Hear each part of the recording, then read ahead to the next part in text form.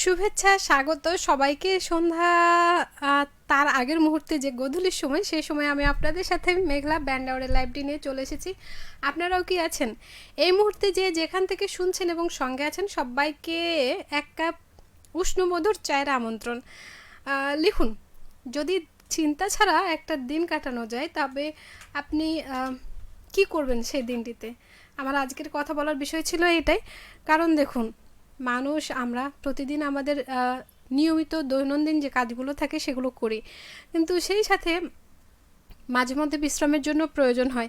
এই বিশ্রামে কখনো হচ্ছে আপনি বাসায় ঘুমাতে পারেন, কাজের জায়গা থেকে ছুটি নিতে পারেন, কোথাও ঘুরতে যেতে পারেন, কিংবা সারাদিন মোবাইল ফোন বা এই যে আমাদের ছুটির দিনগুলো আসে, আজ যেমন একটা ছুটির দিন, তো এই যে ছুটির দিনগুলো যখন আসে সেগুলো আসলে কিভাবে কাটান সেই কথাগুলোই লিখতে পারেন। আর নতুন মানে খাওয়া দাওয়া, ঘোরাঘুরি, ঘুম, মোবাইল ফোন বা হচ্ছে সিনেমা বা নাটক দেখা, গান শোনা, এগুলো ছাড়া আর কি করা যায়? আপনি কি করতে চান সেই একটা দিন, যেদিন কোনো টেনশন নাই, সেই দিনটা কি করতে চান সেই কথাগুলোই লিখুন। কারণ মাঝে মধ্যে আমাদেরও কিন্তু প্রয়োজন হয় যে একটা দিন নিজের মতো করে পাওয়ার। নিজের মতো করে পেতে গেলে আমাদের যে সারাদিনের পরিশ্রম থাকে, সপ্তাহে একটা দিনই বলি বা 2টা দিন বলি, সেক্ষেত্রে কিন্তু আপনাকেই আগামীর পরিকল্পনা এবং ছুটির দিনের পরিকল্পনাটা তৈরি করতে হবে। তবেই না দেখবেন যে আমার একটা দিন আজ কেমন যাচ্ছে। তো লিখতে ভুলবেন না, যে যেখান থেকেই আছেন না কেন, আমি আছি এপাশে।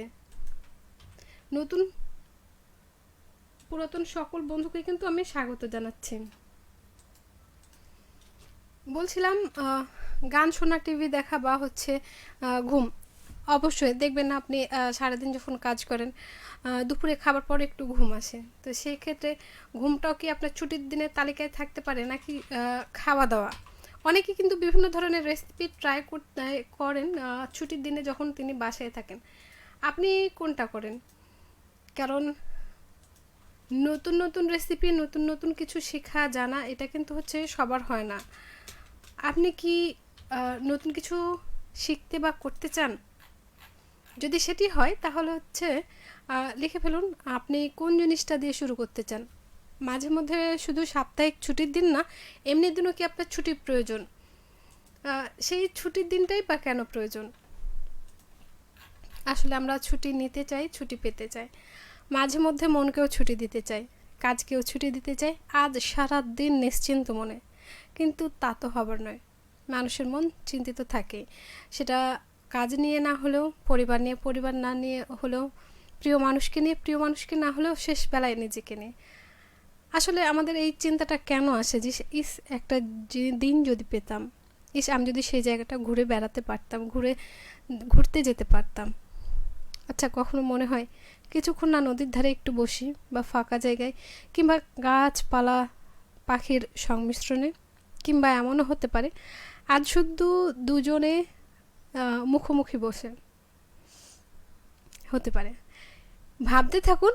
আর হ্যাঁ, অবশ্যই ছুটির প্রয়োজনে এমন একটা দিন আপনি নিজেই করে নিতে পারেন, সেজন্য হচ্ছে আপনাকে এগিয়ে আসতে হবে। সেদিন আপনি মোবাইল ফোন ছাড়াও থাকতে পারেন, সেটাও একটা ছুটি হতে পারে। আপনি পরিবারের কাজে হেল্প করছেন, সেটাও একদিন ছুটি হতে পারে।